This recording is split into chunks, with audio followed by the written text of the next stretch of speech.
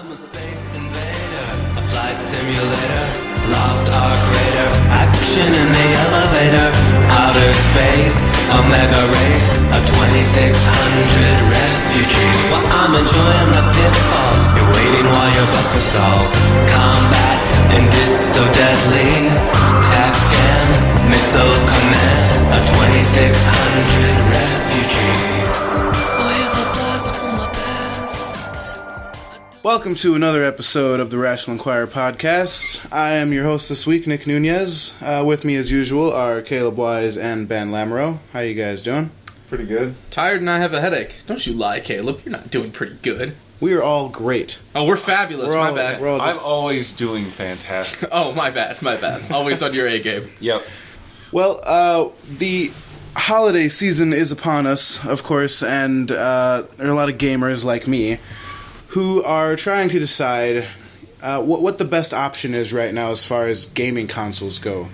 And with the N64 and the PS1 and the Sega Genesis, there's just so much competition right there, you know?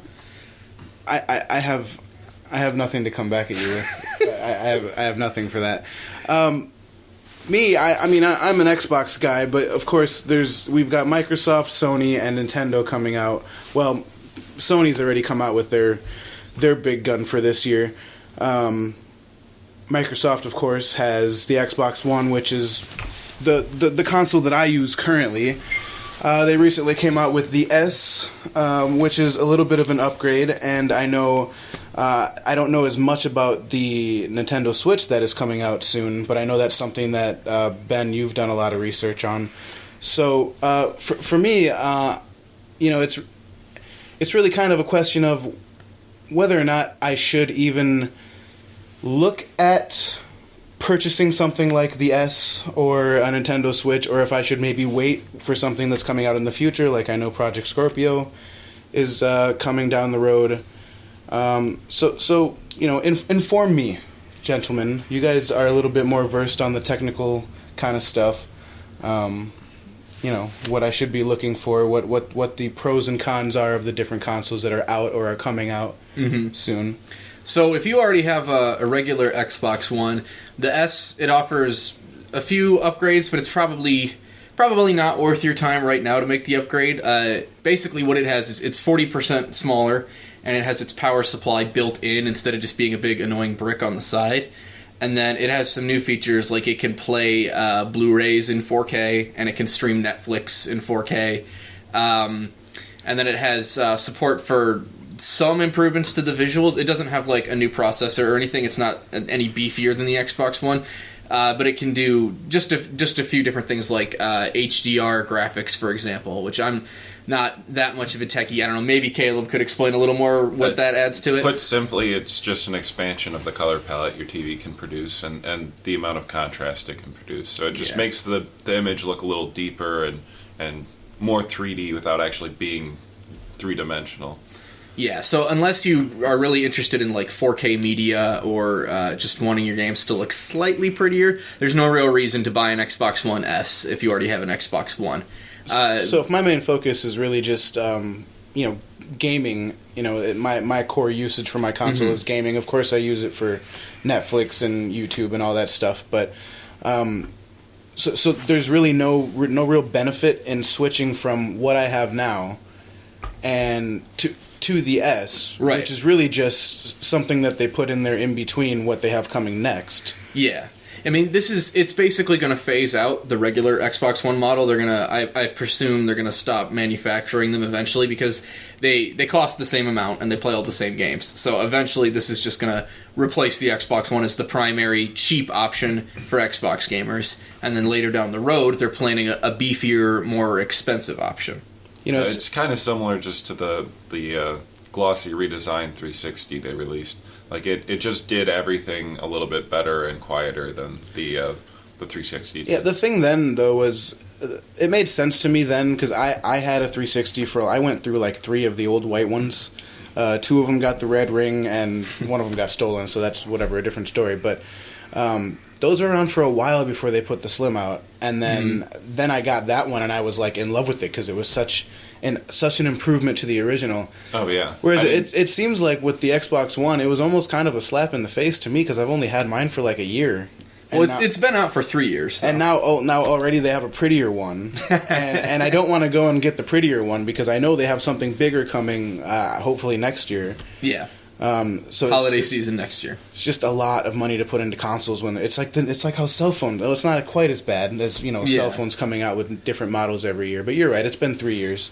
Yeah, and like I said, in your case, since you already own the original Xbox One, if you don't really care about 4K compatibility, then there's not much reason for you to upgrade. But if you're a brand new customer and you have the choice of a regular Xbox One or an S, then it's a no-brainer. It's the S. I mean, referencing the cell phone model there isn't actually a bad kind of analogy. Mm-hmm. That's kind of the type of cycle because most people don't upgrade their phones every generation. They'll go, they'll skip a generation, and different people tend to go for the different ones. So if you still have been kind of hanging on to your 360 or something like that, and you just haven't been able to come up with the money, then this is kind of like your half step till Scorpio. But people that bought the original, version of the one probably won't pick up this. They'll wait till the Scorpio unless they're really die hard and they need their 4K Blu-rays and stuff. Because I believe even the HDR support Ben mentioned, that's software, so I'm pretty sure that is going to affect the base Xbox One units as well. So it's mostly just the higher resolution, and that's debatable, to be honest. So what about Sony then? I know I don't think any of us play much PlayStation right now. I play a little bit of PlayStation just because they have some interesting exclusives, but I don't own a PS4. But our friend Garrison just moved in with us, and he owns a PS4, and so I've played some games with him in the past on it. But yeah, right now there's the regular PS4 model, and then they've released a slightly slimmer version of it. And that's just going to replace the old model. And it's unlike the Xbox One S, it doesn't really have any new fancy features. It's just a slimmer, more efficient version for people who want that, or just for new customers, essentially. So that's exactly what it was like last generation with the Xbox 360 Slim. This isn't really a new console; it's just a slimmer version. And they did the same thing with the PS2, too, because the PS2 They've was done it with every PlayStation. Yeah, model. it was this bulky brick, and then they came out with this super thin one, which I had. Actually, I think the PlayStation 2 Slim was the last PlayStation console that I had. Actually, I've been all Xbox since then. Not for any particular reason, really. It just kind of happened. So what they just put out recently, just last month actually, is called the PlayStation 4 Pro. If you ever heard anything about PS4K or PS4 Neo or anything like that, those were just code names for the PlayStation 4 Pro console. So what that is it actually does have different hardware. It's got a faster CPU, and it's got a different, like a completely different, newer GPU, so it can do more than the old one. And it also has 1 extra gigabyte of RAM. And the reason they do that is because PlayStation 4 lets you suspend one thing, like if you're using an app and you want to play a game, you don't have to close the app, you can just leave it suspended in the background and switch over to a game. And so they gave the new one 1 extra gigabyte of RAM that's just dedicated to doing that, so that they don't have to don't have to take any of the resources that would go to the game away. Like they can put the full 8 gigs towards the game, or not the full 8 gigs because some of it goes to the operating system, but they can put the majority of it towards the game. But yeah, it's got a faster CPU, and it's got a better newer GPU, and so the advantages it offers. Sony, well, at first they said there weren't going to be any completely exclusive games for it. It was supposed to be, every game you buy is going to play on both your PS4 and your Pro, complete compatibility with the software lineup. Now, since then, they've sort of backtracked just a little to say, well, maybe in some rare cases a developer might want to do something crazy that can only run on the newer model, so we won't completely close the door on it. But for the most part, they're not considering this a new generation. It's, to go back to the phone metaphor again, it's like a half step. It's like, kind of like going up from an iPhone 5 to an iPhone 6, where it's just like a little bit more powerful. This isn't like... Or like from the iPhone 5 to the iPhone 5S. Yeah, that would actually be probably a better comparison. I don't own the console, but it would be nice if they implemented their Pro enhancements a little bit better. Because from what I've seen, there's no from the coverage I've seen of the games that have PS4 Pro specific like enhancements and features, higher resolution, whatever the case may be. There's no real way to tell which ones are in effect or anything like that. They just kind of auto kick in if you have a PS4 Pro, and it depends upon your display type because the PS4 Pro actually does run games at a higher resolution in a lot of instances, but you can't really tell when it's in effect or anything like that because there's no menus or notifications or anything like that. So yeah. But yeah, it can. It's a little beefier than the older model. So developers that are making upcoming games, they can kind of choose to design their game to run at two different specs, so that it'll look one way on the old PS4 and another way, a better way on the new PS4. Whether that's higher resolution or better frame rate, better lighting, things like that. And then also developers have the option, if they want, to go and release patches that make their old games run better on the PS4 Pro. And a few have done that. But one thing that's actually kind of weird, because Sony is one of the companies that owns the rights to Blu-ray. They're like on a board of companies that control the rights, and Microsoft is not on said board. But yet the Xbox One S can play 4K Blu-rays, and the PlayStation 4 Pro cannot, which seems like kind of a weird omission.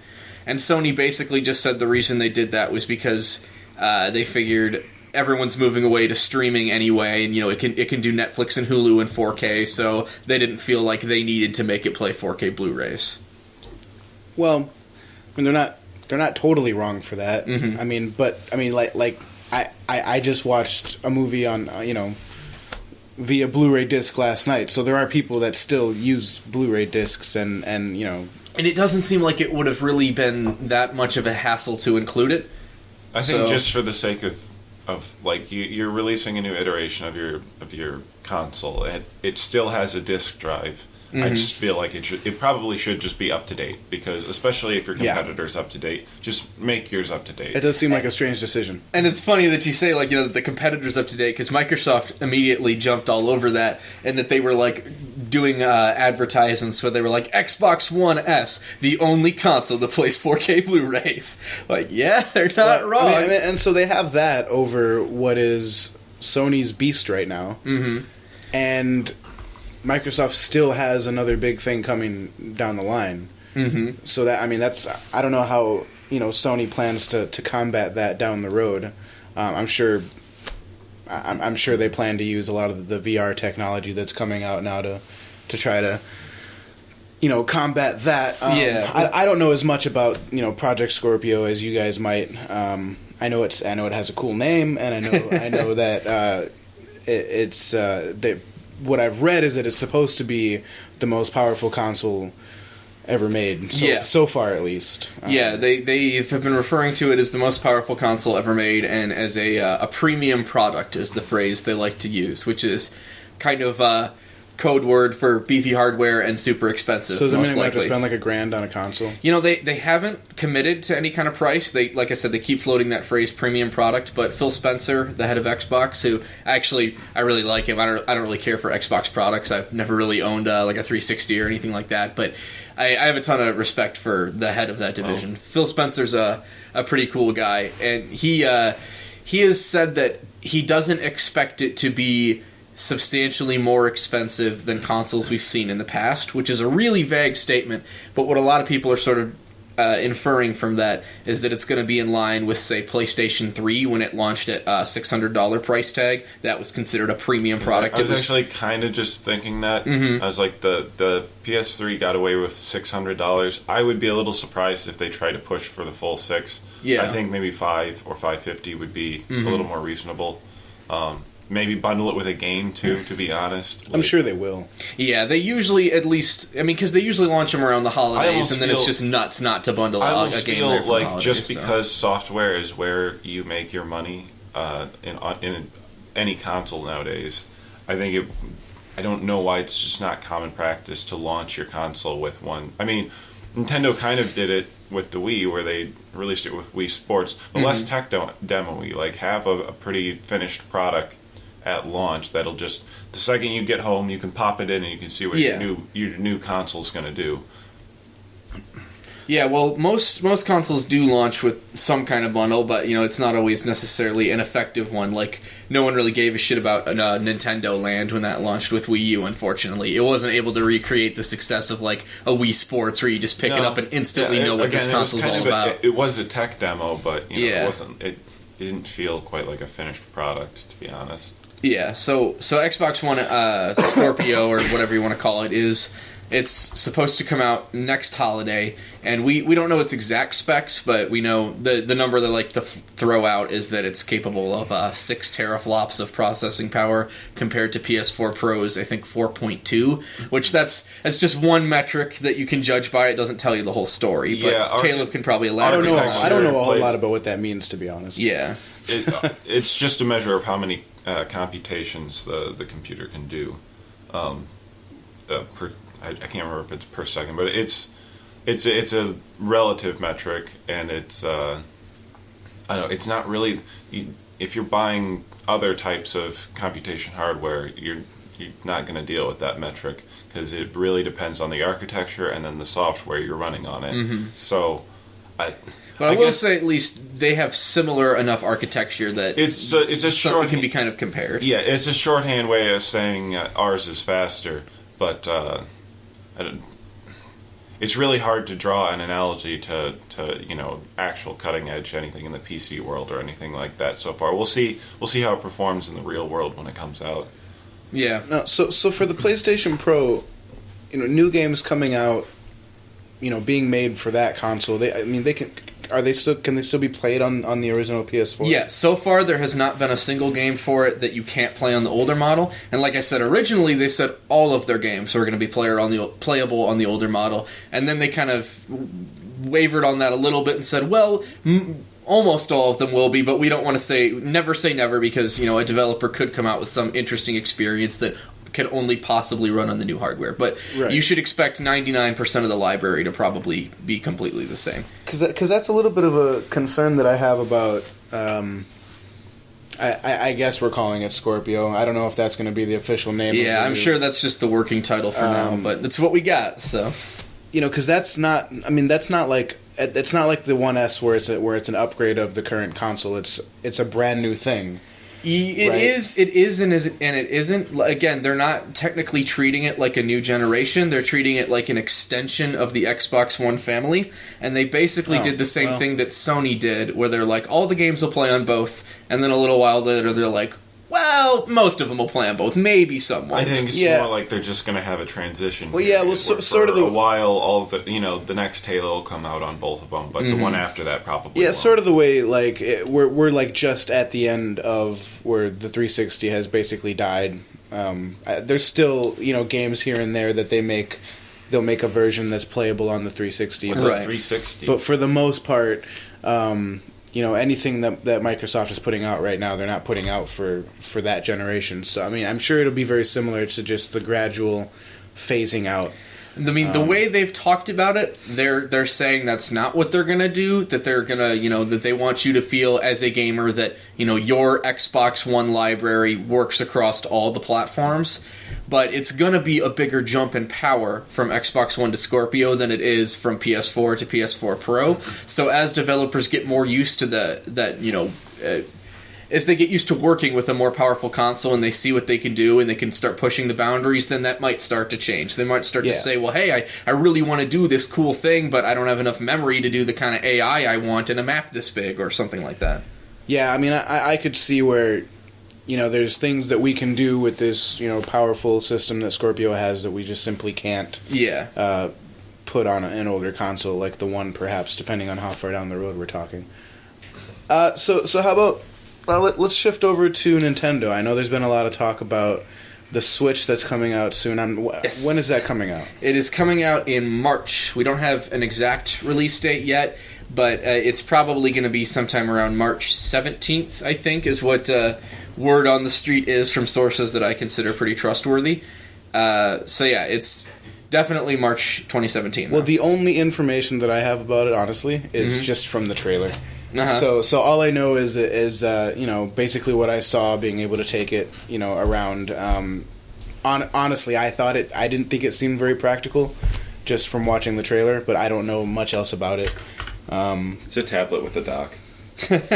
More or less. I mean, in terms of architecture, that's exactly what it is.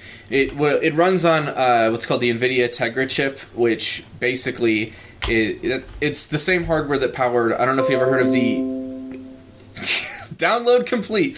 I don't know if you ever heard of the Shield line of products, but NVIDIA made a bunch of products called Shield. They had a tablet and like a streaming device that let you like stream from your computer to a handheld unit. And so NVIDIA had all these Shield products, and they were kind of cool, and they were, decently powered for basically being tablets. But they weren't super popular because no one really wants to like buy a weird gaming device from NVIDIA. And so they canceled that line and then teamed up with Nintendo, and they're like, hey, we're just going to put all of the cool hardware that we were using in our Shields that no one was buying, and we're going to put it into your shit because people actually, know what Nintendo is and are somewhat interested in buying things that have Nintendo on them. Another problem was that the Shield it ran Android, and while that has a really robust market for, phone-style games and stuff like that, there isn't a whole... I mean, and they had some, certain ports and stuff. I think that some Valve games are on it and stuff too, but it just didn't have the software support because it was a handheld Android device. So hopefully we can expect to see a little bit more support going forward with Nintendo's device, since they, at least if not from just Nintendo, hopefully we get some solid third party support for once.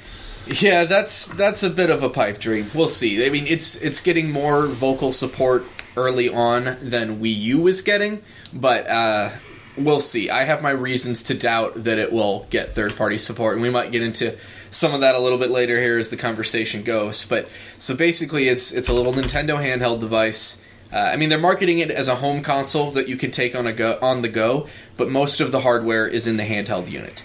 So it's basically a handheld device powered by the NVIDIA Shield tech, and then when you take it home, there's a dock, you set it in the dock, and then it just puts the game on your TV screen instead of on the handheld unit. And Nintendo hasn't confirmed this yet, but again, I've heard from pretty reliable sources that dock is going to have its own separate GPU in it. It might not add much, might add just a little bit, but it'll have something so that when your games are home on the big screen, it'll run a little smoother. So hopefully that means like maybe it's your handheld unit has like a 720p screen, but maybe the games can run at 1080 at home, or maybe they run at a faster frame rate at home. But we'll see. I don't know how much of a boost that little dock's going to give it. So what kind of like what kind of games are we like? We're not talking like discs or... It runs cartridges. They're like little micro SD cards, basically. They're not the same ones that the DS or the 3DS use. They're a different size, and they store a different amount. But they're made by the same company, Micronix. So yeah, it plays cartridges, and it's not going to have a hard drive, which sounds like absolute insanity at first. But when you think about it, it makes sense. Because if you had like a hard drive hooked up to, it would have to be the dock. Obviously, you can't carry a hard drive around on your handheld. Yeah. So if you had a hard drive hooked to the dock, and this thing is supposed to be designed so that you can very easily have it at home or on the go, just immediately, as soon as you take it out of the dock, the game goes from your TV screen to your handheld screen. That wouldn't really work with a hard drive. It would have to take time to pause and sync your dock up to your handheld unit. Yeah. I was kind of just mulling that over in my head there. I was almost wondering if...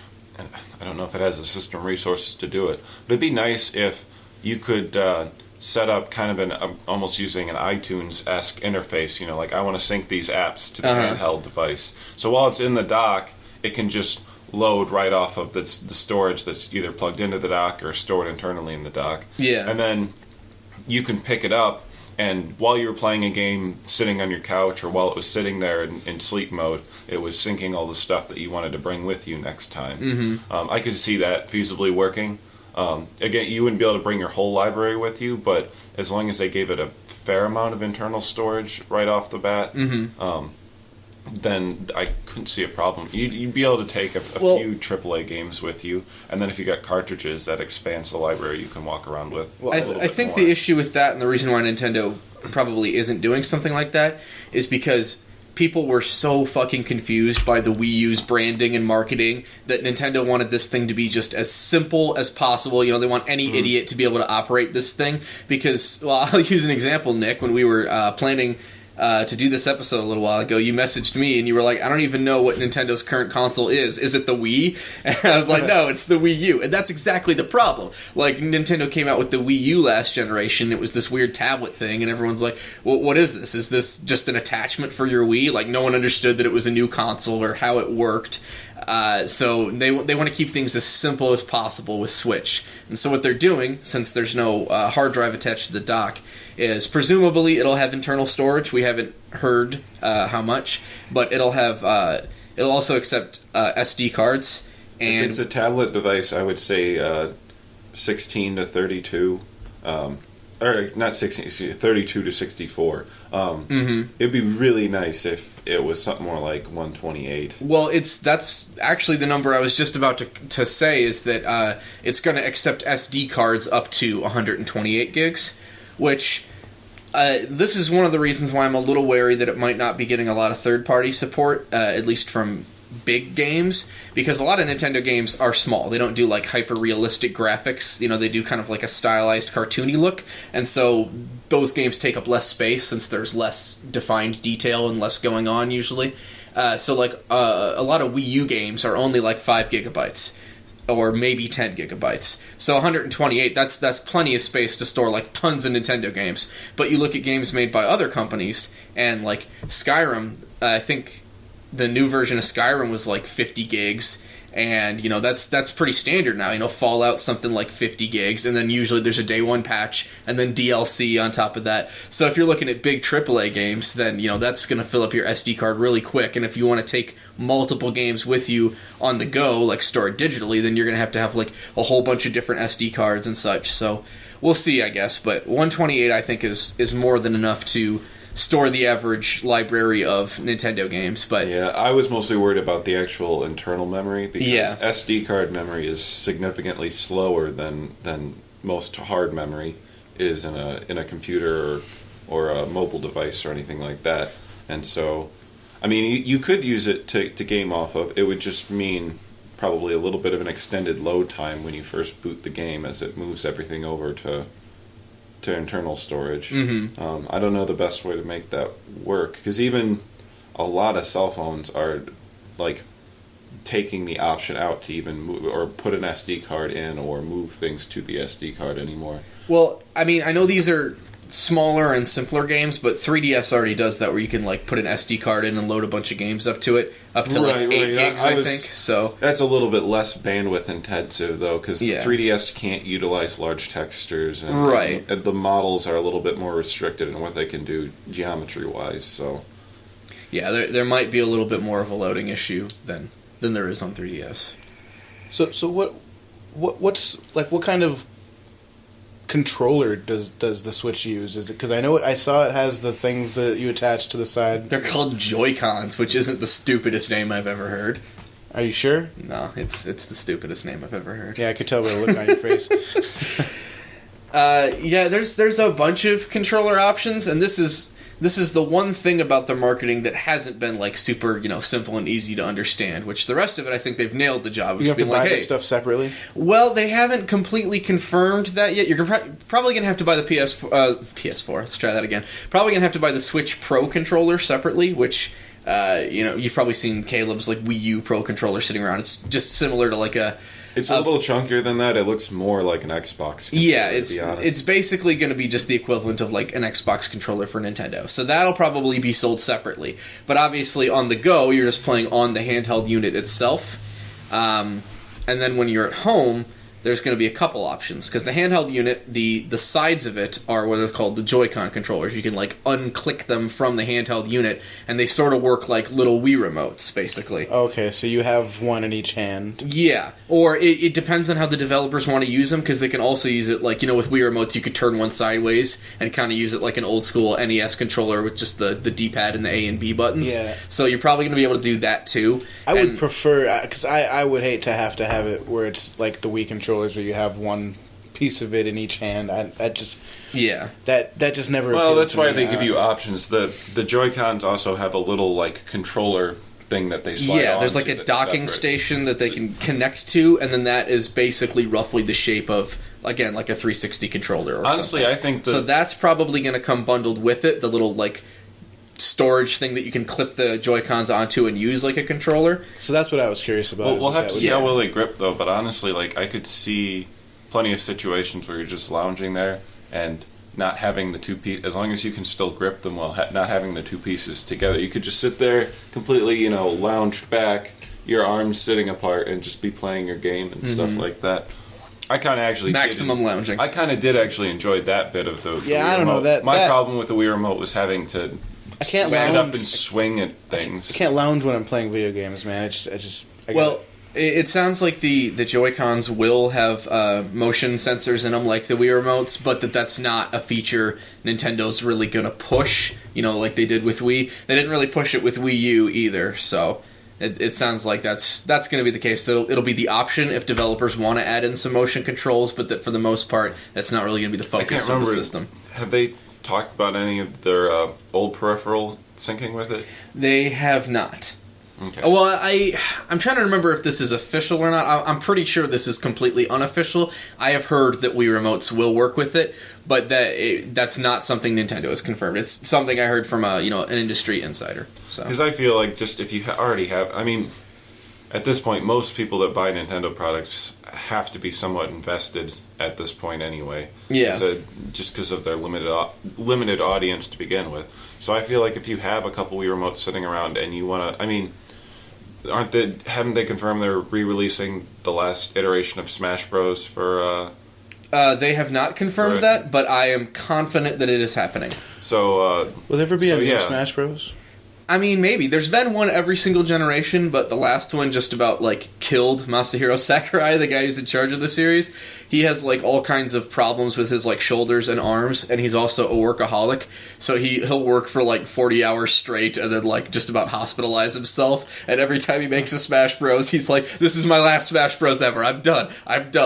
And so it sounds like what they're doing this time around is taking the one for Wii U and re-releasing it on Switch with all DLC included and maybe slightly prettier graphics and some new game modes, maybe some new characters. Again, this isn't something Nintendo has confirmed, but it's something I've heard from a lot of reliable sources. And that's the one that you guys have, right? Yeah, it's the one you've seen us playing a lot. So My opinion, an it's probably upgraded version of that, basically. I honestly think it's probably the best iteration of the series so far. Oh, I agree. Absolutely. Sorry, Melee fans. I'm I not had very good at it. Yeah, I had some problems practice. with Brawl just because of the way they changed the pacing of the fighting compared to Melee. But I think they found a pretty good sweet spot with how responsive the characters are. And Yeah. it's still a hair slower than Melee was, but you don't feel nearly as bogged down as you did in Brawl. And there's no fucking tripping. Yeah, that too. That was why would you do that? So yeah, that's any question you ask me about the Nintendo Switch software lineup is probably going to be met with, well, Nintendo hasn't confirmed this, but let me tell you what's happening, because that's what's going on right now. Is Nintendo's planning this big presentation on January 12th, where they're officially going to announce the price, the release date, and the launch lineup. But for now, they won't even confirm the games that they've shown off. Like that trailer you saw showed a bunch of clips of games, and then people were asking Nintendo about these games, and Nintendo was like, "What games? We didn't say those were real games. That's just that was just a presentation. Who says those are real games?" What is the? It's like Nintendo. Come on. What is the supposed lineup so far? All right, so here's what I can give you.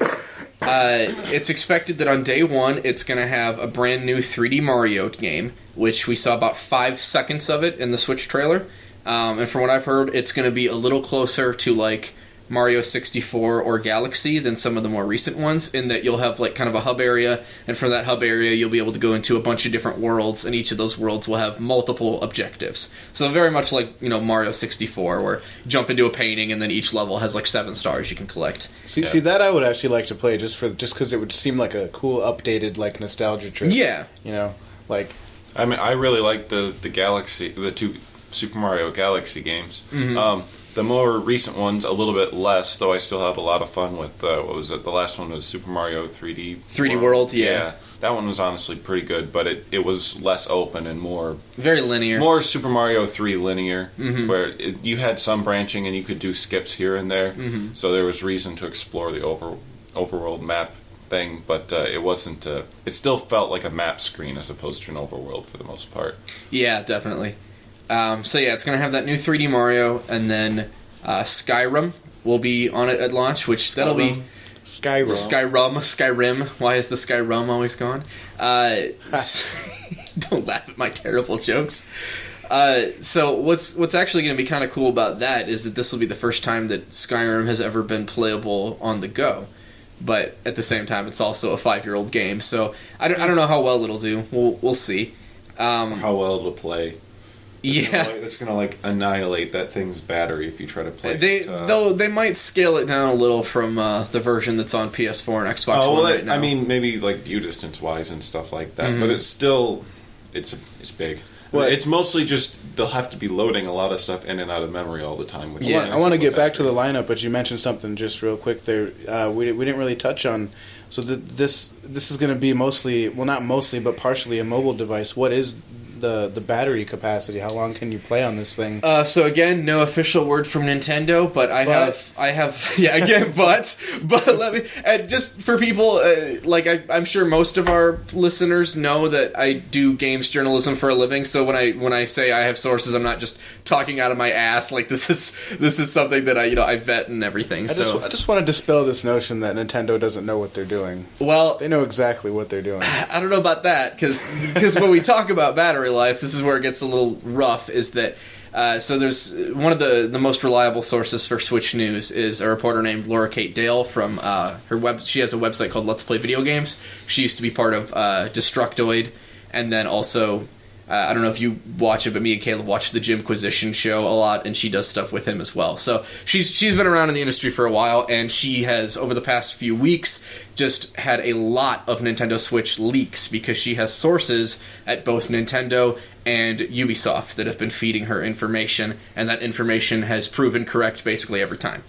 And she heard from her Nintendo source that the battery life was, quote, mediocre, and she heard from her Ubisoft source that the for the handheld unit, just for their dev kits, mind you, they didn't have the final product yet when she heard this. They just had, the thing that they were given to work on and build games for, that it was like 3 to 5 hours kind of thing, depending on settings and everything. So it sounds like it's going to be about the same as what 3DS has, maybe a little less, which is... It sounds like it's probably going to be somewhere around the 6,000 milliamp hour mark, then, I would say. Just given the size of it and the power consumption. Well, depending on what you're doing with it, I mean, I would imagine a lot of people, I mean, especially kids, will probably be using it in like a car. Yeah. And in most cases, most modern cars, I'm sure there's somewhere they can plug it in. I can't imagine you're going to be walking around. You could be walking around a park for 5 hours playing Skyrim. I don't know. I suppose it wouldn't be good in that situation. Walk around while you play Skyrim. Walk while you walk. And I've also heard it can charge with just a basic USB charger, that it won't need like some sort of weird proprietary charger, which is fucking awesome, because all of Nintendo's previous handhelds need proprietary bullshit. Just be USB-C. Yep, that's what it's supposed to be using, is USB-C to charge, which that would actually be super helpful. Like, honestly, at this point, all my stuff is not USB-C, so I'm like, if I buy anything new, just put the new standard on it so I don't have to worry about this crap later on down the line. So getting back to, like, the lineup of games, the next thing that's supposed to be out on day one, probably the weirdest thing in the lineup, I don't know if you've heard of Rabbids. It's a spin-off of Rayman. No. I have. Okay, it's like these weird little like mini games with these rabbit creatures. You can hear the disappointment in my voice. Yeah. So constantly.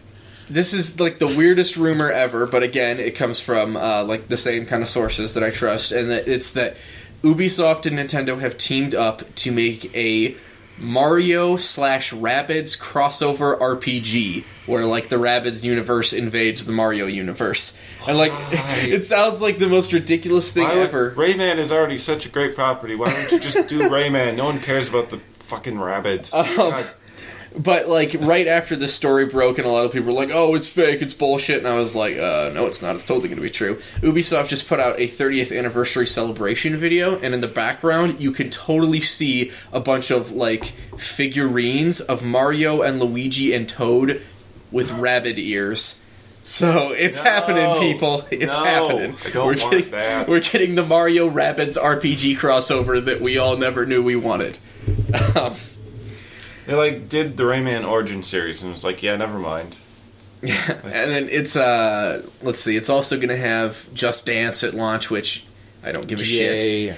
And then the other thing, a big thing Nintendo's going to be doing to sort of flesh out the early lineup, because they had a big problem with both 3DS and Wii U, where, like, it was, oh, cool, fancy new system, and everyone rushed out and bought it, like, week one, and then immediately sales just dive-bombed and stayed dead for months because they didn't have enough good games. So to try to avoid that situation, Nintendo's, putting more money into game development than they were before. They took some titles that were going to be for Wii U, canceled them on Wii U, and put them on Switch instead. And then B, they're taking a bunch of their Wii U games, because Wii U sold for shit, so they're taking a bunch of the Wii U games and making bigger, better versions of them for Switch, so that people who never bought a Wii U can experience, for example, the Mario Kart on Wii U, but now with some extra game modes, extra characters, and things like that. So they're going to do that with, supposedly on day one, there's going to be a new version of Splatoon, which is their... it's like a team-based shooter game. I don't know if Nintendo's first actually new IP in like and it was years. actually really successful, because Nintendo kind of just tends to like milk Mario and Donkey Kong over and over again. But they tried something new and they came Gross. out. Yeah, right. Crazy. They came out with Splatoon, which was new and fresh and very different from what you'd expect. You don't expect Nintendo to make like a team-based shooter game. Again. And it sold like 5 million copies, which, considering Wii U only sold 13 million systems, that's like awesome. But so they're taking these games that got really good reviews on Wii U and re-releasing them on Switch, because they're hoping Switch will have a bigger audience. So people who never bought a Wii U will be like, oh, I heard that Splatoon thing was good, I just never got around to buying a Wii U, I guess I'll try it out on Switch now. So Splatoon's supposed to be there on day one with extra content, including specifically a new 1 versus 1 local multiplayer mode, so that if you're out and about, because again, this is a very team-focused game, with like online multiplayer elements. So if Nintendo Switch is, a system that you can take on a go, well, that kind of kills the fun of the game, right? If you're out on the go, you can't really be playing like online multiplayer very well on your handheld unit, like out on the park or something. You're not going to have like a connection there. So they added, again, not confirmed, but I trust this information, they've added a new mode where you can just, if two people with a Switch are just near each other, they can compete with local wireless multiplayer in like a new 1v1 showdown match. So that's what they're doing to spice that up.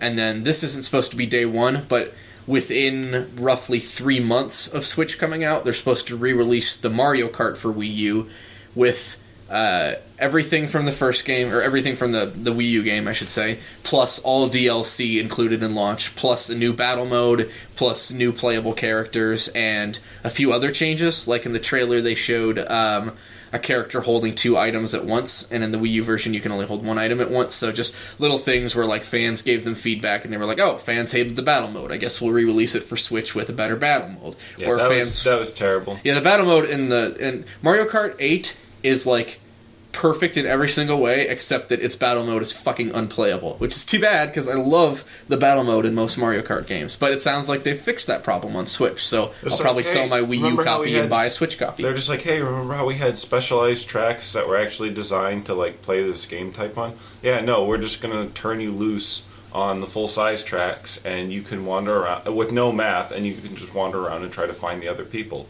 So you spend most of your time just driving around blindly in aimlessly. Circles. Yeah. I don't know what they were thinking, to be honest. Yeah, I read an interview once where they explained it, and I can't for the life of me remember what they said, because I'm pretty sure it was a terrible explanation. And then the really big game that most people are looking forward to on Switch, the thing that's expected to be a system seller, is the new Zelda, which that's going to release on both Wii U and Switch.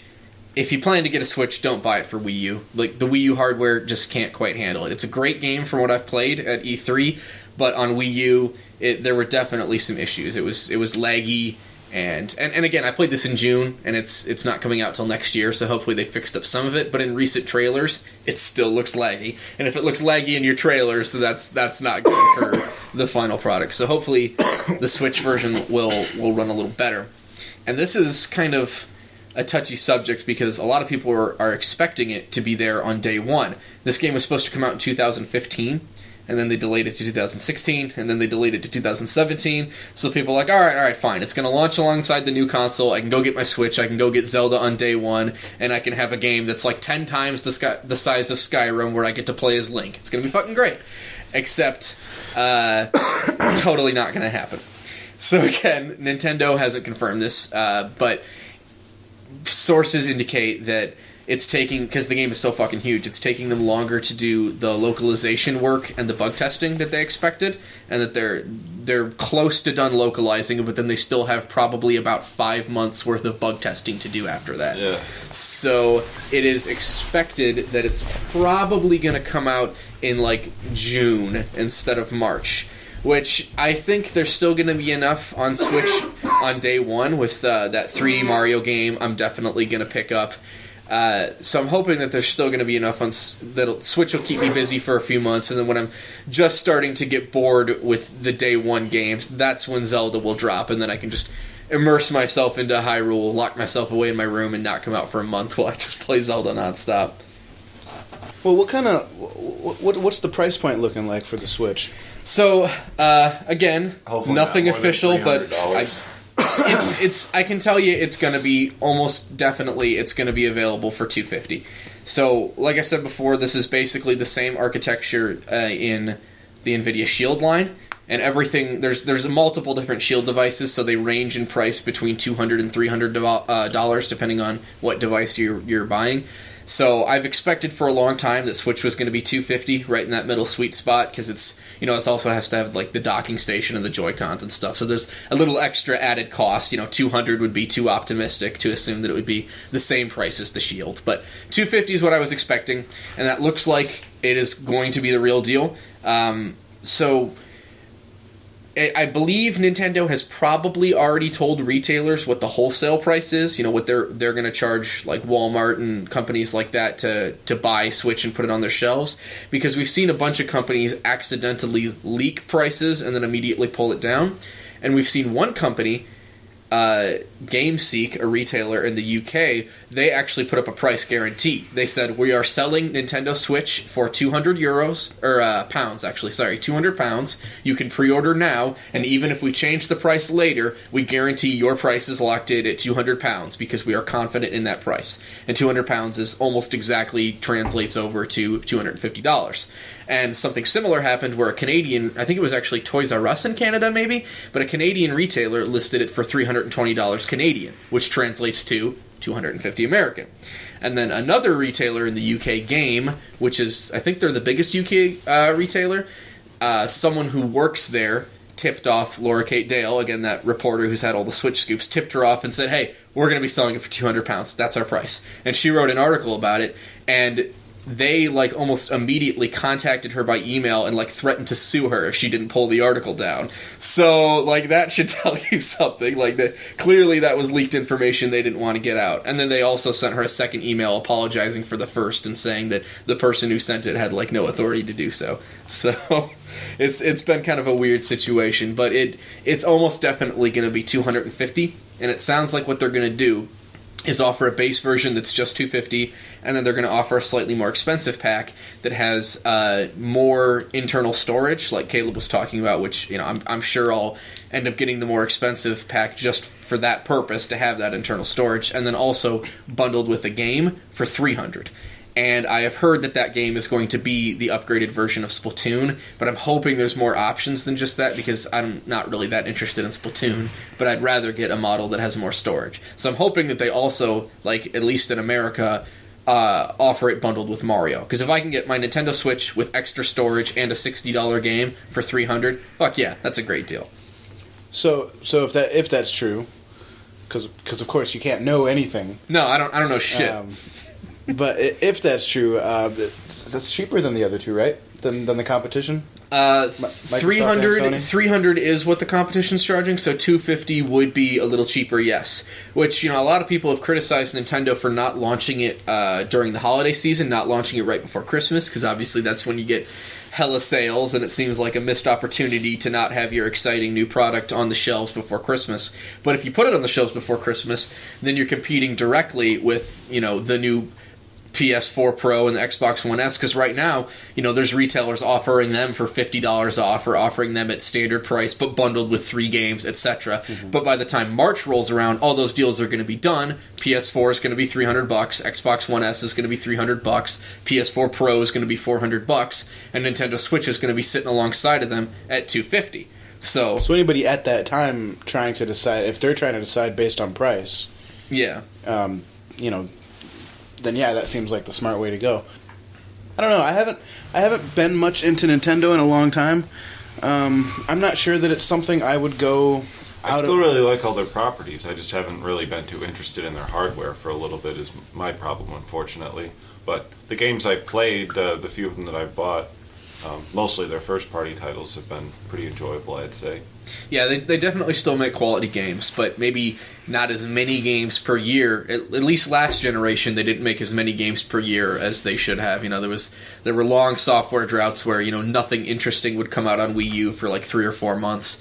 So I'm hoping that that's something that they'll avoid on Switch. And in addition to all the games I've already listed, which are basically guaranteed to be out within the console's first 6 months, we've also heard that there's going to be a new Pikmin game out in the fall, and that Retro Studios, we know Retro Studios, which they're the company that makes Metroid Prime, and they made the 2 most recent Donkey Kong Country games.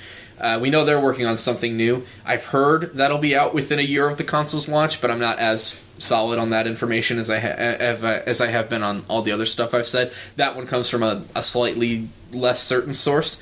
But yeah, I've heard that Retro Studios is going to have their new game out within a year, which is something I'm really excited for, as long as it's not another Donkey Kong game, because I want something new and fresh. And then I've also heard that Nintendo's going to have a brand new IP out in year 1, which could be interesting. Like I said, Splatoon was a brand new IP, and it doesn't do it for me, but I'm really glad Nintendo made it, because it was something fresh and interesting, and it brought in a lot of young gamers. It was really popular with kids and stuff. It got pretty good reviews. Yeah, it got great reviews, and it helped Nintendo expand their audience, and they also they released free DLC for it for a year straight. So I thought all of that was fucking great. So if Nintendo can do something similar, if they can release another new IP that's fresh and interesting, even if it's not something that I personally love, I'm always excited to see Nintendo do something other than release their 50th Mario game, Well, like I said, I haven't been a big Nintendo guy in a long time, but this one I might actually, I'm sure I'm sure you'll get it. Yeah. And I'll check it out via, you having it first. But probably kind of in the same boat, to be honest, myself. I just I played Zelda years ago when I was a kid, and I saw the trailer for the new one on the pre-show for the Game Awards the other day, whenever, I don't know if it was that yesterday or the day before. And I kind of thought that looked something that I might get into playing, so I'm super excited for that game. So maybe. I thought Link looked kind of weird.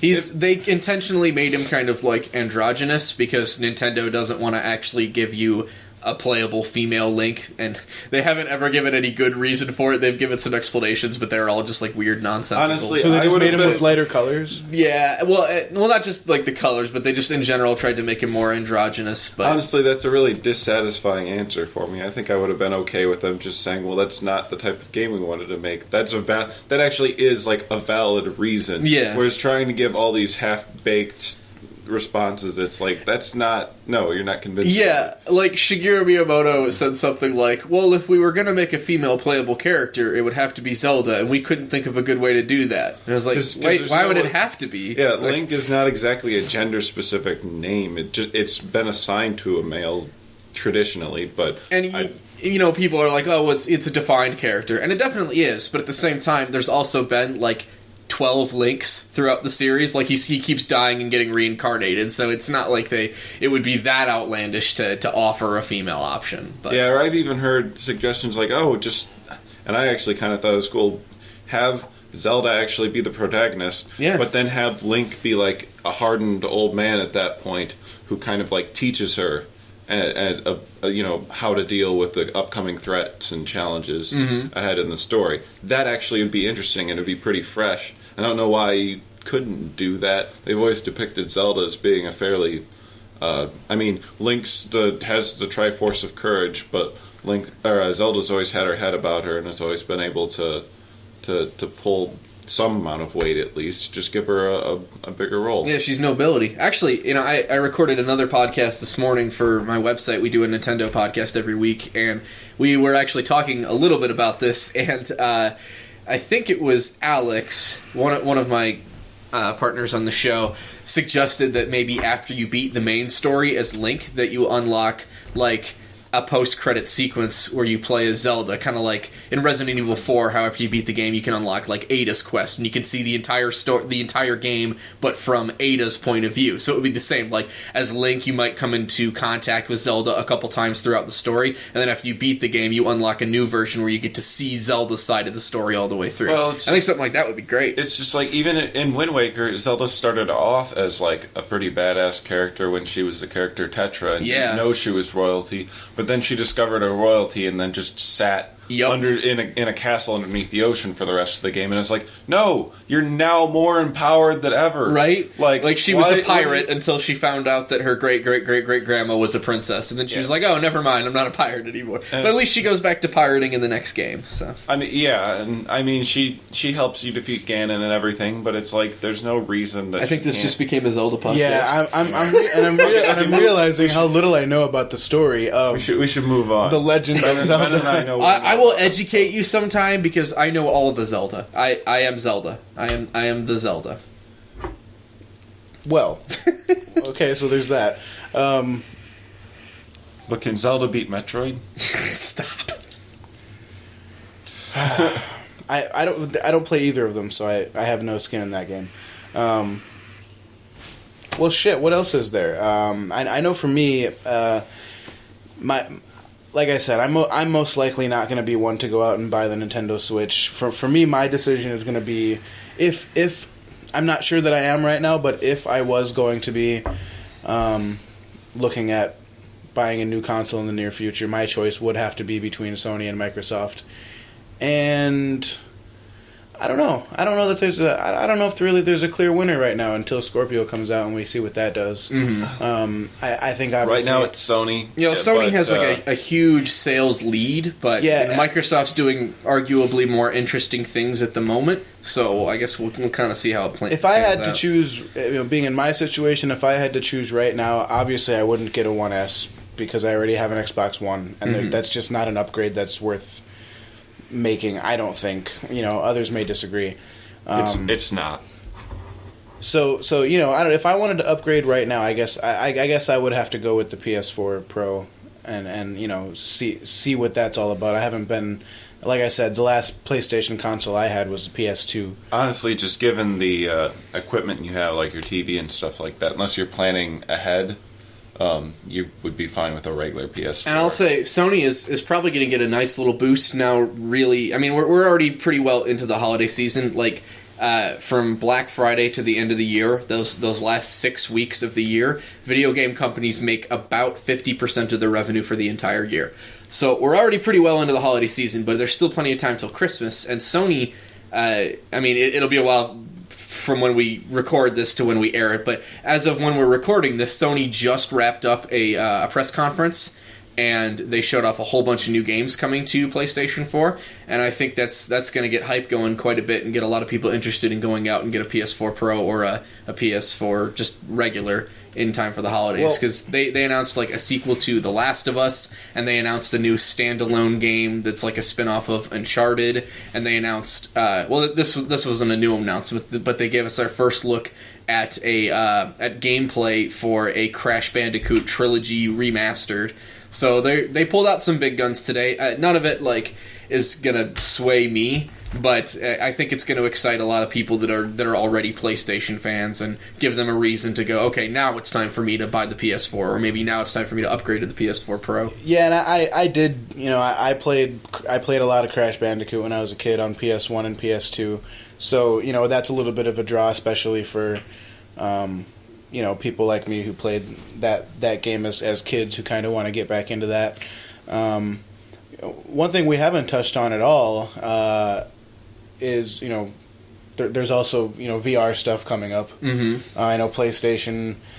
I don't really know where they're at right now. I don't know if they have something out right now. The PlayStation VR. Yeah, it launched a little earlier this year in the fall. It's just called PlayStation VR. It was Project Morpheus for a long time as its code name. So that's out now. It's getting pretty good reviews just because it's the cheapest VR option out there, basically. Like, Oculus Rift is like $800, I think, and HTC Vive is like $600, and the PlayStation VR is $400. Now, it's not as powerful as either of those two, but it's got a respectable amount of power, and it's substantially cheaper.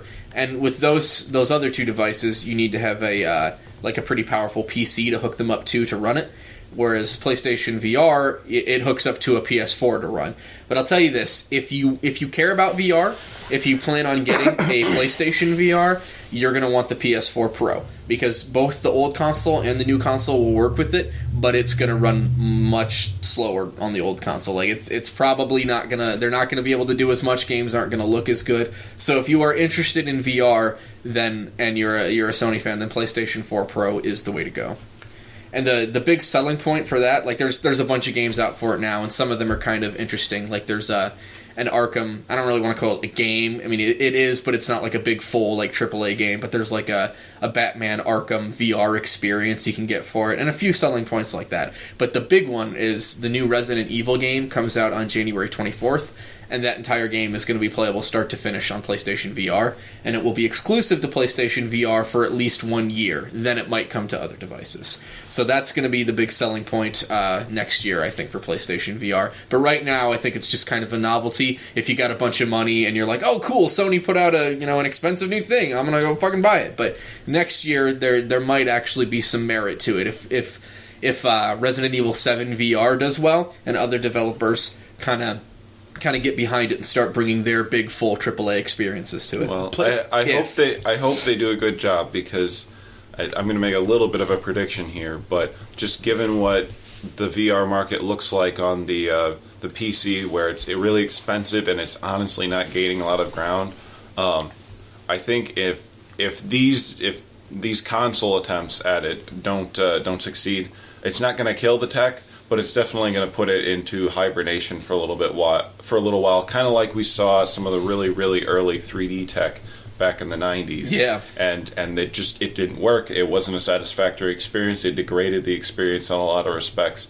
So if they can't pull this off, we're just gonna. I'm not sure where it's going to go from there, but we're going to see it kind of drop off and go away for a little bit. I actually, at least in terms of gaming, like, I think it'll still be used for other applications. And I agree. I think that the next couple years, seeing what consoles can do with VR is going to be, it's almost sort of going to be like the proving ground. It's either going to tell developers, yeah, we're ready to put this kind of technology on the fast track, or no, let's put this on the back burner for a minute. We weren't ready. This wasn't right now. This wasn't what we expected. It's really struggling to find an audience just because of the entry costs, basically.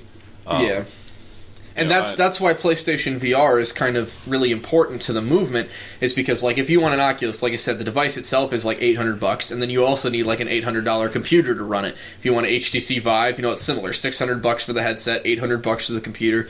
Whereas with PlayStation VR, you can get the VR headset and the PS4 Pro combined for $800. And I wouldn't be surprised if they offer still such a heavy I mean, price. it is, but that right now, that is the quote-unquote cheap option. So, like you said, if that doesn't do well, if the market can't get interested in decent VR for $800, then it's going to be really hard to get people interested in other devices. It's just going to have to have software, to be honest. Mm-hmm. If there isn't enough software support and enough, good to bearable experiences on it, because without getting into too many of the technical details, it's still fairly hard to pull off moving through an environment if it's not on rails, because the sudden change of your view can honestly make you a little bit that's the effect it's had on a lot of people. That has been an issue early on, especially like when they were just demoing it, is that people would get queasy with PlayStation VR. And I think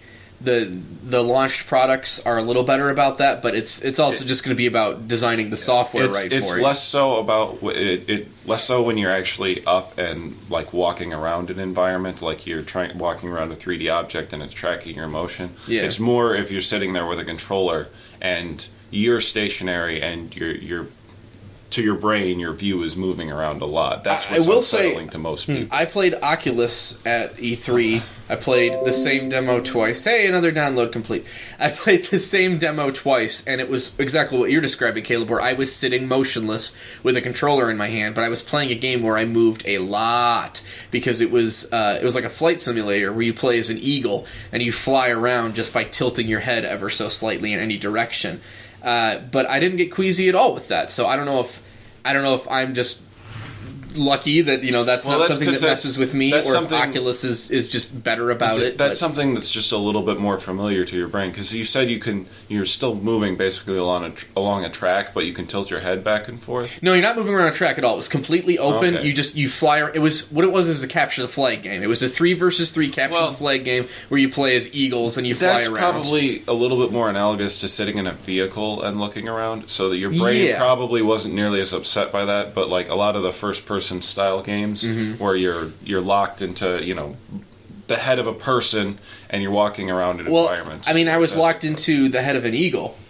Like you can only see your beak sticking out in front of you. It is in first person or first eagle. It wasn't in third person. It's a little different though. It's constant fluid motion as opposed to stopping and turning and doing a lot of stuff. Yeah, that is true. It was definitely constant motion. You never stop. Which is why I use the vehicle analogy there. You've ridden in a car plenty of times where you're not directly in control, the environment's still moving, and you're able to look around and stuff. So that's all things considered, that's a fairly normal experience. Yeah, I wanted to actually play the Resident Evil 7 demo, but unfortunately getting into any of Sony's VR stuff was virtually impossible. So I did not get to try that out, but I did hear it made some people queasy. Is there a pun intended there? There wasn't, but I'll take credit for it now. I guess we'll have to see what... I know PlayStation is really the only... They're really the only ones in the game right now for VR. Well, and as far as consoles go. Yeah. Microsoft has we're gonna see an augmented reality device, but not a virtual reality. I did read, and I think the article that I read was from like August, so this might be different now. I don't know how much you know about it, but I read something that for Project Scorpio, I read that they didn't want to put resources into developing their own headset, their own VR device, but that they were more interested in contracting with other companies like Oculus to pair up and and they've already done a lot with that, like where you can get an Oculus and get an Xbox One controller for it and everything, and it's got support for that. So I think that probably will be what Microsoft does, because I mean, making hardware is expensive. Yeah. And like if you don't sell well, or people buy it and they don't buy enough software for it, you can end up losing money, because a lot of times developers, they sell their hardware for a loss. They'll spend like $300 making something and then sell it for $250 or something like that. So Microsoft is like, we'll make Scorpio, at least to start off with. Well, and if you look at the worst case scenario, if like we said earlier, if VR is not going anywhere too quick right now,